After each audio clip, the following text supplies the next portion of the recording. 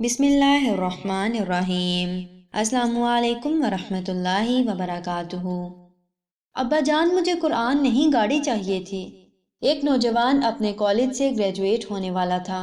پچھلے کچھ مہینوں سے اسے قریب ہی موجود ایک گاڑیوں کے شو روم میں سپورٹس کار بہت پسند تھی۔ چونکہ اس کے ابا جان وہ کار لے کر دے سکتے تھے تو اس نے اپنے ابا جان کو کہہ رکھا تھا کہ اسے گریجویشن کے تحفے میں وہی کار چاہیے۔ جیسے جیسے گریجویشن کی تقریب کا دن قریب آ رہا تھا، ویسے ویسے نوجوان کا اپنے تحفے کا انتظار بھی اپنے عروج پہ جا رہا تھا۔ بالآخر تقریب کے دن کی صبح کو اس کے ابا نے اس کو اپنے خاص مطالعے کے کمرے میں بلایا۔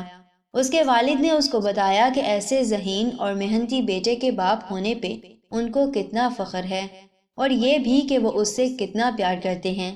پھر انہوں نے اس کو ایک غلاف میں لپٹا ہوا ڈبہ تحفے میں دیا۔ کچھ مایوسی اور کچھ تجسس کے ساتھ اس نے وہ تحفہ کھولا تو اس میں ایک نہایت خوبصورت چمڑے کے دستے والا قرآن مجید موجود تھا۔ یہ دیکھنا تھا کہ غصے کے مارے اس کی رنگت سرخ پڑ گئی اور وہ اپنے ابا پہ چلا اٹھا۔ اپنی اتنی ساری دولت ہونے کے باوجود آپ نے مجھے صرف یہ قرآن تحفے میں دیا؟ اور پھر وہ اس انمول تحفے کو وہیں رکھ کر نکلا اور گھر چھوڑ کر چلا گیا۔ بہت سال گزر گئے، وہ پلٹ کر اپنے ابا کے گھر نہیں گیا۔ اب وہ ایک کامیاب بزنس مین تھا اور اس کے پاس نہایت خوبصورت بنگلہ تھا اور بہت اچھی بیوی تھی۔ اب اسے کبھی کبھی اپنے ابا کی یاد ستاتی تھی کہ وہ بہت بوڑھے ہو چکے ہوں گے اور شاید انہیں اس کی ضرورت بھی ہوگی۔ وہ سوچتا تھا کہ اسے اپنے ابا کو ملنے جانا چاہیے۔ اس سے پہلے کہ وہ اپنے ابا کو ملنے جاتا، ایک دن اسے اطلاع ملی کہ اس کے ابا انتقال کر گئے ہیں اور وصیت میں اپنا سب کچھ اس کے نام کر گئے ہیں۔ اسے افراتفری اور غم کے عالم میں ابا کے گھر جانا پڑ گیا۔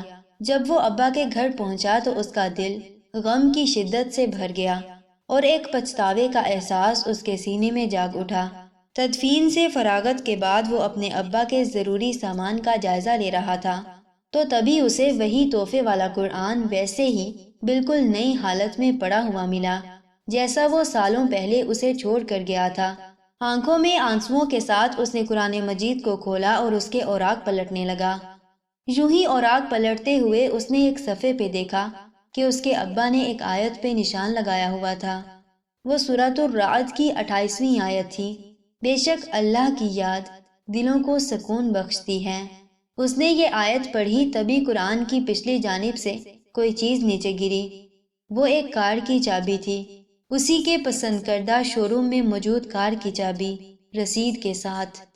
چابی کے ساتھ موجود رسید میں اس کی گریجویشن والی تاریخ لکھی تھی اور ساتھ ہی یہ بھی لکھا تھا کہ مکمل قیمت ادا کر دی گئی ہے۔ زندگی میں کتنی ہی دفعہ ایسا ہوتا ہے کہ ہم اللہ پاک کی عطا کردہ ان گنت نعمتوں کو صرف اس وجہ سے ٹھکرا دیتے ہیں کیونکہ وہ ہماری توقعات کے مطابق نہیں ہوتی، اور بعض دفعہ جلد بازی میں غلط فیصلے کر دیتے ہیں جس کا دکھ اور نقصان پوری زندگی ہمیں اٹھانا پڑتا ہے۔ اللہ پاک ہمیں ایسی جلد بازیوں سے محفوظ رکھے اور ہمیں اپنے والدین سے سچی محبت کرنے والا بنائے۔ آمین ثم آمین۔ جزاکم اللہ خیر و احسن الجزا فی الدنیا والآخرہ۔ السلام علیکم ورحمۃ اللہ وبرکاتہ۔